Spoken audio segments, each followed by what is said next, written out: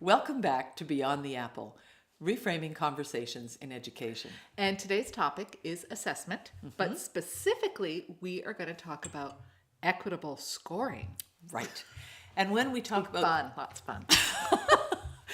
you're going to learn that I've got a fair background in assessment, and I am trying to bring Tara over. I love it. I love it, really. Go on, It's Beth. great conversations. It is. Great Keep conversations. going. Keep going. So when we talk about scoring, Yes, we often equitable think about equitable scoring. We often think about a test and Right. the mark on a test.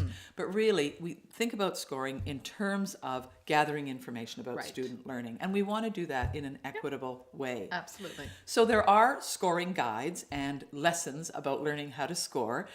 We're not going to go through all of those elements, but we have posted We only on... have 3 minutes. We only have 3 minutes. We have posted on our website, beyondtheapple.com, a guide, a simplified guide of what to think of when you are scoring your Right. student And for any work. age. This is applicable for any age. Exactly, exactly. And so I'd like to just mention a couple Okay, of them. great. And one of perhaps the most common pitfalls of scoring is referred to as the halo effect. Ooh. And the halo effect really means that your perception of the Right. student infiltrates the scoring. Right, yes. So you have certain students who just do everything you want in the classroom, and every demonstration thus far has shown that they get it. Right. And you can't help it when you start to score their work. You take that You're notion through that lens. Yep, no, I exactly. get So that. sometimes even you look at an answer that might be a questionable answer, but you think, oh, Tara really does understand it. Right. So you give them benefit of the doubt. Yeah, and that's not equitable. No, it's called being subjective. Exactly. And just on the other side, a student who perhaps may not be attending or hasn't demonstrated understanding in some of the other Right. ways in the classroom, maybe this assessment that you have created, it just matches that student's learning perfectly. get it. And they just get But it. you're reluctant to acknowledge You're reluctant. it. And some Okay. people, their first thought is maybe they're cheating. Oh, or yes. maybe the assessment was too easy or something Right. like that. So that's referred to as the halo So effect. how do we avoid that?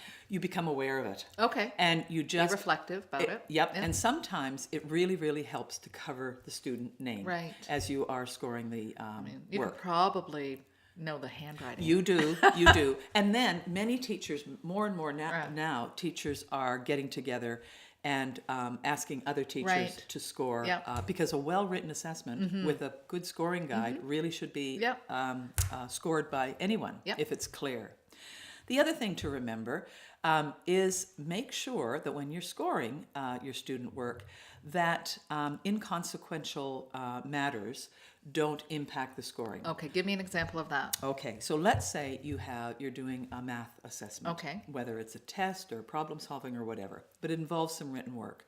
And on that math assessment, the answers are correct, but there are spelling mistakes and grammar mistakes throughout. Okay, so you're not talking about computation mistakes. So So because if- that can get really contentious with math teachers. Exactly. Okay. Yes, we're So you're talking about something. spelling. Okay. Yes, and so if the students are told it's an assessment of their mathematics, Right. then it is scored for the mathematics. It's not scored for their spelling. What if they spell quadrangle wrong?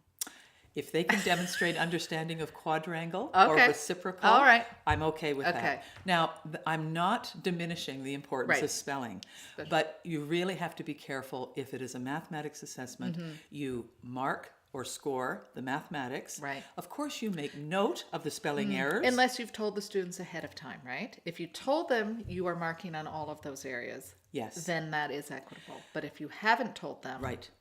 okay, But again, troubling that a little Right. bit further, before the assessment, do you want your children preparing for Students. mathematics? Right, thank you. Do you want your students preparing for Right. mathematics or preparing to write a spelling assessment? well, I think spelling gets us into that dangerous thing because it could be spelling for that discipline. But anyway, I Yes. get what you're saying. Yeah. We won't debate this. But it brings up another Yeah. topic Yeah, again. This whole absolutely. notion Yeah. of spelling tests and Yeah. spelling and all that. So, and we will investigate that at another time. But for now, go to our website, which is, beyondtheapple.com. and you will find a guide to equitable scoring.